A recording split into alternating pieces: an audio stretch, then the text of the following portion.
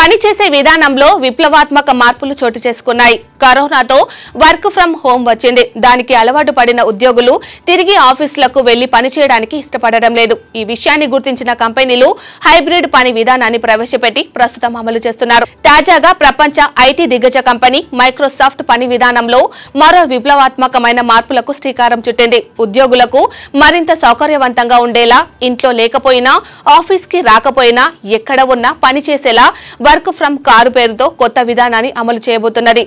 Microsoft Android auto software తో తన Microsoft teams app ను అనుసంధానం చేస్తూ రిమోట్ వరకు పనిచేసే విధానానికి కొత్త భవిష్యత్తును చూపిస్తున్నది. మైక్రోసాఫ్ట్ కు టీమ్స్ సాఫ్ట్వేర్ అప్లికేషన్ అత్యంత కీలకంగా ఉన్నది. కార్పొరేట్ కంపెనీలో పనిచేసే ఉద్యోగులు టీమ్స్ ద్వారానే ఎక్కువగా రోజువారీ కార్యకలాపాలు నిర్వహిస్తున్నారు. కంప్యూటర్లు, స్మార్ట్ ఫోన్లలో ఆపరేటింగ్ సిస్టమ్స్ ఉన్నట్టుగానే కార్లలోనూ Android Auto, Apple CarPlay పేరుతో ఆపరేటింగ్ సిస్టమ్స్ ఉన్నాయి. వీటి వినియోగం కార్లలో విస్తృతంగా పెరిగింది. ఇన్ఫోటైన్మెంట్ పేరుతో అందిస్తున్న ఈ సేవలకు రోజు రోజుకు సరికొత్త సేవలను కార్ల కంపెనీలు జత చేస్తున్నాయి.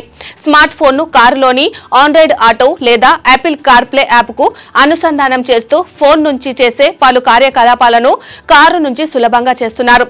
దీనికి మరింత ప్రాధాన్యతనిస్తూ మైక్రోసాఫ్ట్ సంస్థ కార్పొరేట్ సంస్థల్లో పనిచేసే ఉద్యోగులకు అందుబాటులోకి తెచ్చిన టీమ్స్ యాప్ ను కార్లలోని ఆపరేటింగ్ సిస్టమ్ తో అనుసంధానం చేస్తున్నది. దీంతో ఇప్పటి వరకు మైక్రోసాఫ్ట్ టీమ్స్ ద్వారా ఆఫీసు పనులను చేసే ఉద్యోగులు ఇక నుంచి కారులోంచే పనిచేసేలా సౌలభ్యాన్ని పరిచయం చేస్తున్నది. దాదాపు సగం మంది కార్ల కొనుగోలుదారులు Apple car play, Android auto లేని వాహనాన్ని కొనుగోలుకు విముఖత చూపుతున్నారని ఇటీవల మెకెన్సీ సర్వే వెల్లడించింది.